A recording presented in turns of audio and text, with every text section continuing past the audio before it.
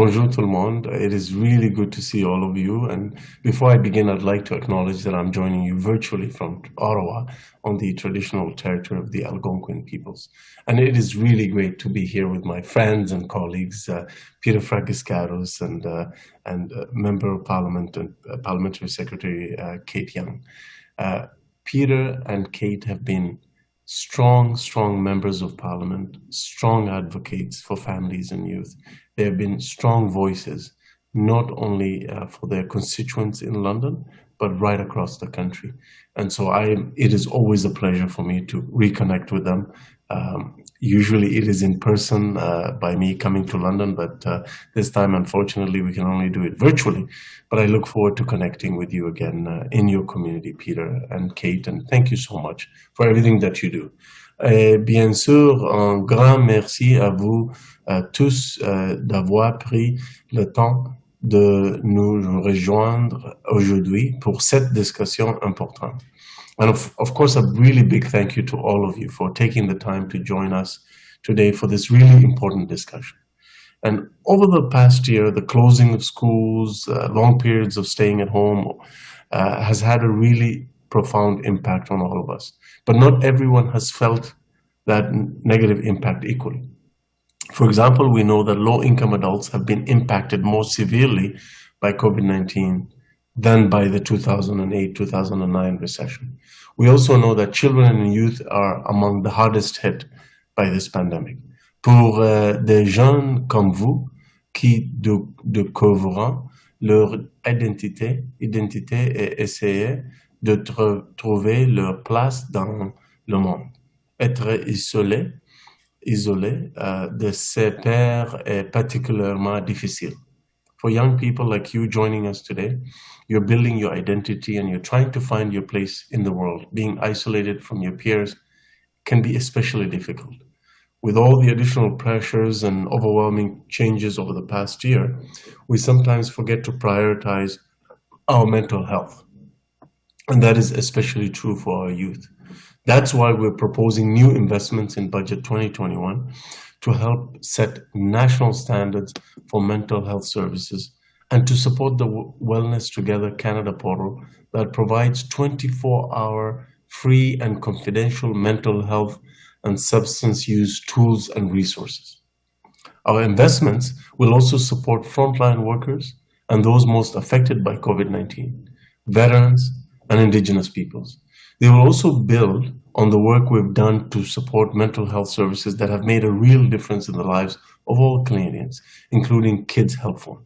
Aujourd'hui, nous faisons un nouveau pas dans la bonne direction pour soutenir les familles ainsi que nos jeunes. Today, we're taking another step in the right direction to support families as well as youth. I'm pleased to announce the launch of not one, but two calls for proposals for funding delivered through the Children and Families component of the Social Development Partnerships Program. Nous fournissons jusqu'à 39 millions de dollars pour soutenir des projets qui amélioreront l'inclusion sociale et le bien-être des enfants et des gens vulnérables, ainsi que ce que aidant les adultes à faible revenu à améliorer leur bien-être financier. We're providing up to $39 million to support projects that increase the social inclusion and well-being of vulnerable children and youth.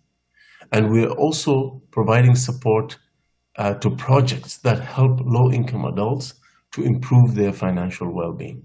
We're inviting nonprofit organizations, Indigenous organizations, and eligible provincial and territorial entities to apply to this program before July 6th of this year.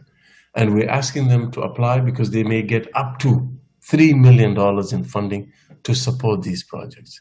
Details of this can be found on the canada.ca website.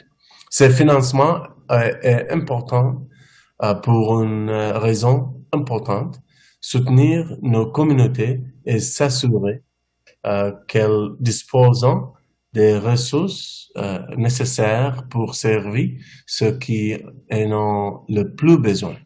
This funding is really important for one major reason. It is supporting our communities and making sure they have the resources they need to serve those who need it the most now. Everyone around us, we know, is facing challenges that we cannot often see or fully understand. Well, we want you to know that we see you, we understand you, and we have your back. With the vaccination campaigns increasing around the country, including for young people, things are looking up. Nous allons nous en sortir ensemble. We're going to get through this difficult pandemic together. Pour continuer à bâtir un Canada plus sain, plus inclusif et plus juste, nous continuerons à travailler pour trouver des moyens de soutenir les plus vulnérables d'entre nous et de donner à tous les Canadiens une meilleure qualité de vie. We will continue to build a healthier, more inclusive, and more equal Canada for all, which includes young people. We'll continue to keep working hard to find ways to support the most vulnerable people amongst us, and we will continue to work hard and give all Canadians a better quality of life. So thank you so much for having me here today, and I look forward to the rest of the discussion. Merci beaucoup tout le monde. Minister, thank you very much for that. Really reassuring to hear. As I said before, and as we all know, and as the youth told us in a previous session, and as organizations like YOU will certainly testify to, this pandemic has been challenging for everyone, but youth have been disproportionately impacted in a negative way. And so funding like this really counts for a lot. It goes a long way, and it is very sincerely appreciated. I'll turn it over to my colleague Kate Young, the Member of Parliament for London West, for her reflections on this issue. And I know she's been working with youth throughout her time as an MP, but in the pandemic, certainly as any Member of Parliament, seized with issues that are impacting the constituency, including issues that are impacting youth. So Kate, over to you for some thoughts. Thank you very much, Peter, and thank you, Minister Hussen, for joining us today for this important announcement. As Peter mentioned, I'm Kate Young, Member of Parliament for London West, and I've had the opportunity to talk to young people and hear their stories, especially over the last year. COVID-19 has made it abundantly clear that vulnerable Canadians, including vulnerable youth, need community support in many forms. It's essential, and that's why the Government of Canada is continuing to work closely with organizations and all levels of government to ensure that those among us who are the most vulnerable, especially our youth, are able to access support that ensure that they have the opportunities to succeed. And we've heard that about YOU, the great programs, and we've talked to and we've heard from some of the young people who are a part of the YOU. I'd also like to take the opportunity to talk about the Northwest London Resource Centre in my riding of London West for the great work they've been doing virtually to help youth through the pandemic, particularly newcomer youth and at-risk youth populations. And as always, there are programs and events, support, skill building, financial literacy, that's an important topic for young people, leadership, employment, mentoring, healthy lifestyles, and community participation, because we all need to communicate and be a part of our communities. Funding through this stream announced today will help support similar initiatives, and that's why it's so important. The goal is to reduce social isolation, provide education and employment opportunities, increase social and life skills, and strengthen our neighborhoods. In London, as across Canada, nonprofits and charities play an incredibly important role in providing services and supports for traditionally marginalized individuals, especially with low incomes. So as a government, we need to ensure these organizations are able to continue doing the essential work they do. And this underscores the importance of our topic of discussion today. So let me again say thank you to Minister Hussen for being here to show your support for the young people of London who have been experiencing something unlike anything most of us have ever been through before. To the young people, thank you for your strength, your resilience. And we know, as Minister Hussen said, we will get through this. And we want to let you know that we are here for you. So thank you very much. Peter? Thank you for that, Kate. As the last part of the virtual event this afternoon, we want to get some thoughts from youth on their perspective. Of course, it's one thing to announce support like this; it's absolutely vital. But we do it for youth, and getting their thoughts, getting their perspective on how the pandemic has impacted them and their networks, I think, is tremendously helpful. I don't want to put folks on the spot, but as a way to break the ice, maybe as we did in the first session this morning earlier before the Facebook Live was put up online. Samantha, maybe I could go to you first, just because I see you on screen. You're first in my on the rows here and on Zoom. Can we get some just an introduction from you and tell us a little bit about yourself? Hi, my name is Samantha Humphrey. I've been with YOU for a few years now, and they've helped me through a lot. With this isolation that we've been dealing with, it's been great to have that support network to reach out on, and I'm very happy to see some more funding coming in to help people who definitely need it the most. That's great. Thank you, Samantha. Kyle, and then we'll go to Becky. Just tell a couple of things about yourselves. Hello, my name is Kyle Gilbert. I've been with YOU now for at least 4 to 5 years. They've helped me through quite a bit of different things. A lot of struggles they've seen that through my own personal life. And it's great to see now that we're in the pandemic that they are still offering a lot of support. This funding that is coming through should do a lot of help towards the youth. And hopefully it will go towards the best spots and help the youth in need out the most. Thank you, Kyle. Thank you so much for that. How about Becky? Hi, I'm Becky. I've been with YOU off and on for a few years now. It's really helpful to have that support network there, and also to help with like any financial supports that they are really helpful with. And I'm really glad that they're getting the funding, and all the youth are getting funding to help support them when they need it the most. Thank you very much, Becky. Annie and Jordan. Hello, my name is Annie. I'm from Northern Quebec, and I've been living in London for 10 years now. I got in with YOU 8 years ago. I've been with YOU for on and on. The YOU had helped me with finding jobs and everything. And like with this funding, I think it's going to be very helpful since with this pandemic, we cannot be in contact with each other. And as far as I know, they've been doing really well with doing training, getting certification online, and that should be really, really helpful.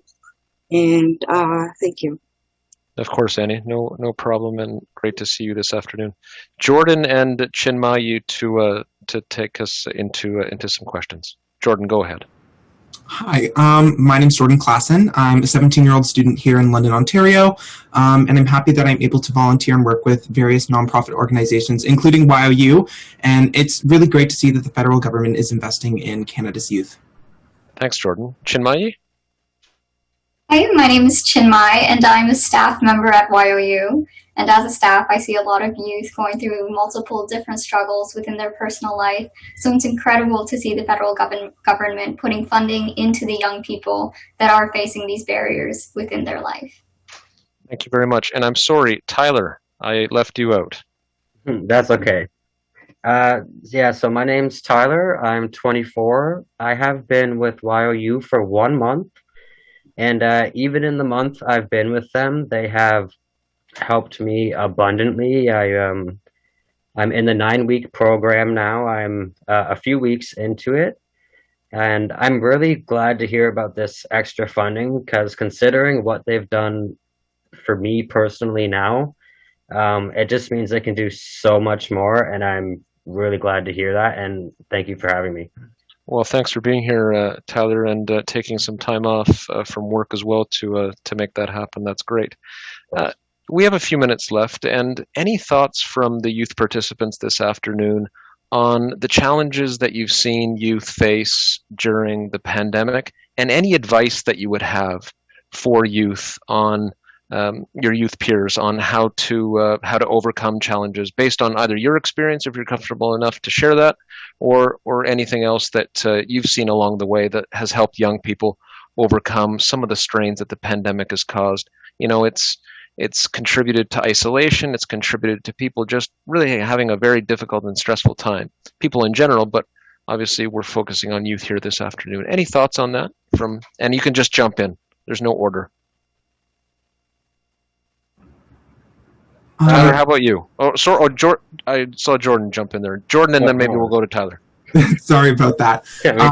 Well, just to reflect on, I actually don't hear too much about people coping in social isolation, and that worries me, especially for youth. And I know that everyone tries to take it day by day, but it can be really discouraging as youth.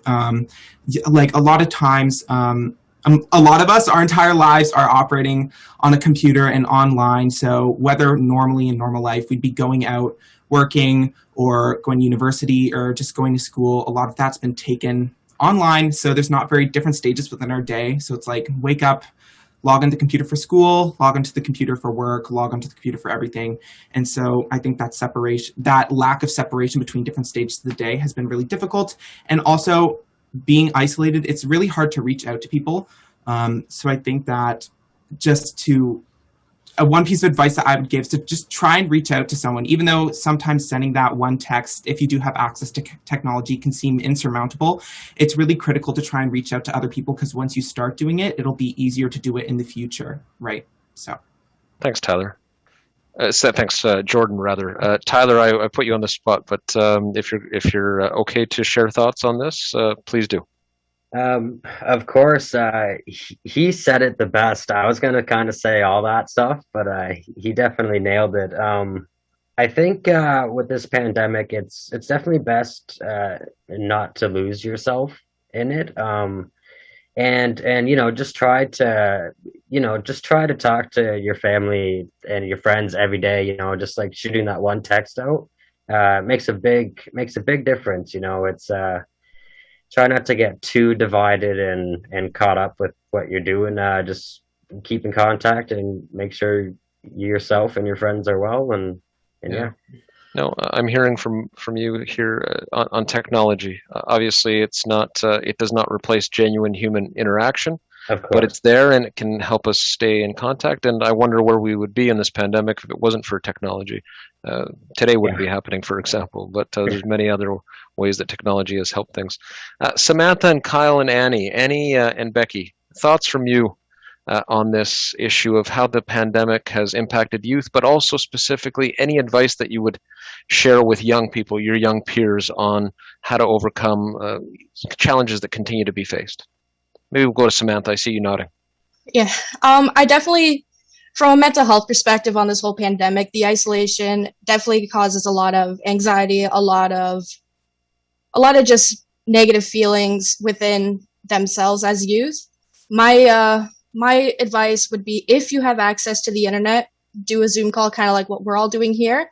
Have a Zoom call, have a movie night over Zoom. Just try to keep as connected as you can, even though it's very tricky right now. And just remember, this is temporary. We will get through this. We just gotta make the best out of what we have right now. Thanks, Samantha. I see Kyle with his hand up there. Go ahead, Kyle. So for me personally, I'm a very social person, and with the pandemic, obviously we have not been able to go out and hang out with our friends as we normally would. So that mentally has put a big impact on myself. The best thing I can say right now is, yes, it's not the same, but Zoom calls are very useful. Facebook's very useful. Try and have a group call every once in a while. Send a text, tell people, make sure that your friends, your family is doing okay. But also definitely keeping a check on your own mental health. It's hard to right now. It's hard to kind of keep track. You do it, and one day we'll be back to normal. Yeah, thank you very much, Kyle. Perhaps it's my computer, but I was having a tough time hearing some of your message there. But I think you made the point very well that there's a lot of things that that youth can do still, and finding ways to help one another virtually is really critical. Mental health, obviously, and the nice thing about today is that what's been announced will contribute to that. We have great organizations throughout the country. And in this region as well, of course, that are well placed to assist youth. Final thoughts from Becky and Annie on this, and Chinmay, if we could.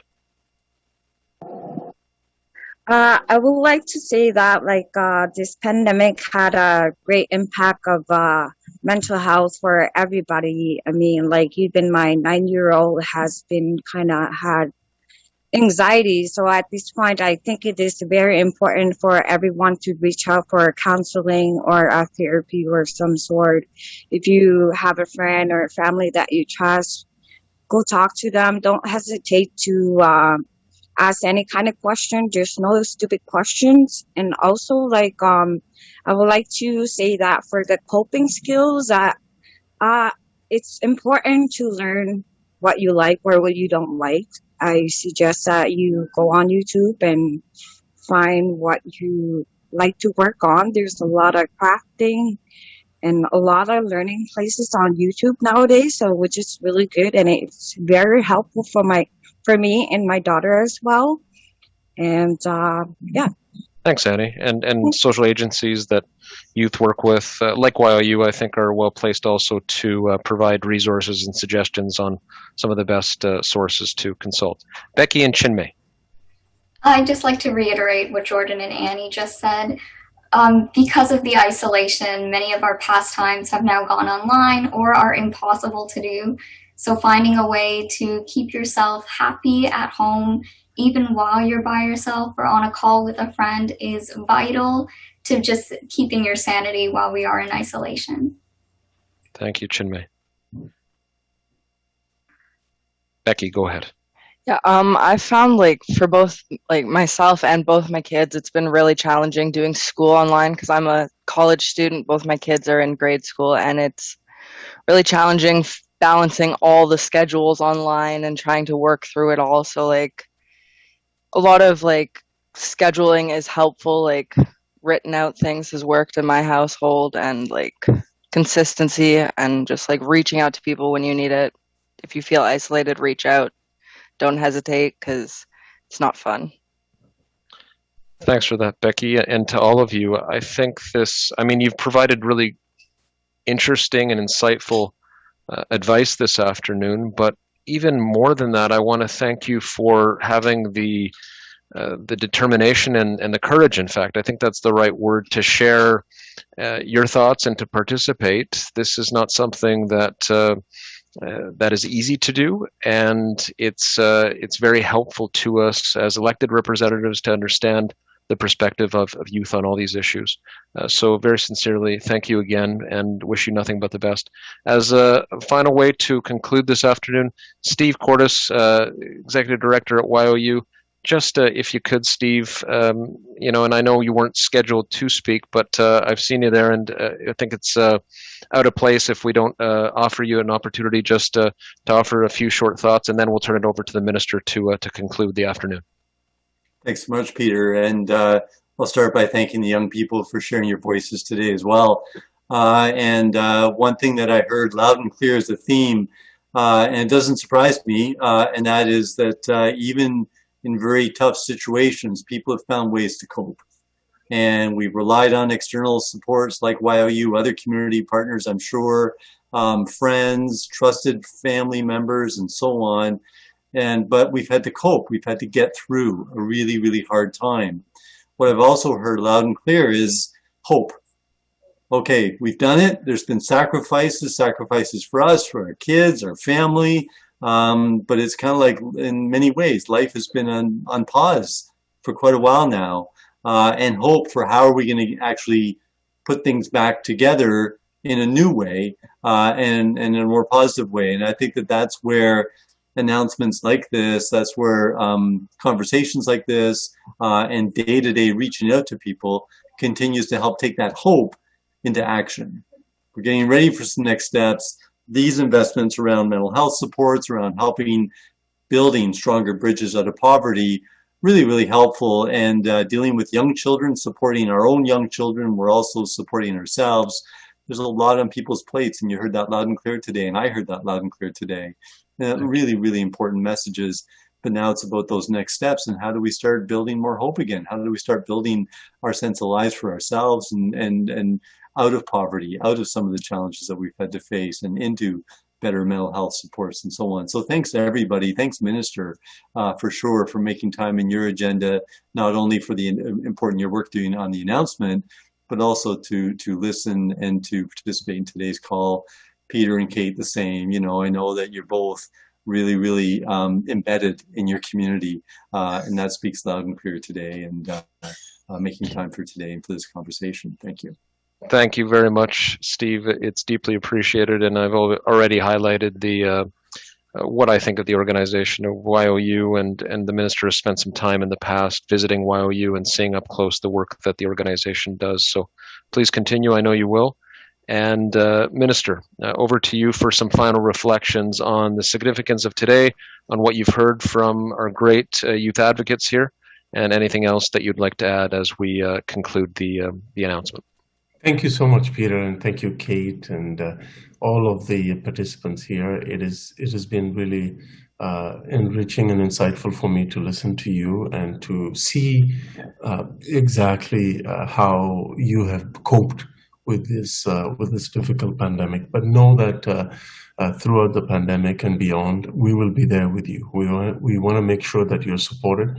And part of this conversation was to make sure that I have a deeper understanding of not just the challenges, but how the coping mechanisms and your views about the future and how you think our society will emerge out of this after the pandemic. And it is really refreshing to see your confidence, your hope, and your optimism. Of course, through the support of all of us and members of the community. But I'm very much thankful for your insight and for your frank feedback to us. And I know for a fact that these additional investments and supports from the Government of Canada will go a long way to helping address some of the issues and move forward to empowering you, not just helping you, but empowering you and young adults to emerge stronger and more resilient after the pandemic. Thank you once again to Youth Opportunities Unlimited. I appreciate everything that you do, Steve, and all your friends and colleagues. And thank you to Kate and Peter for your constant advocacy and championing of London. And I hope to see you in person soon. Merci beaucoup.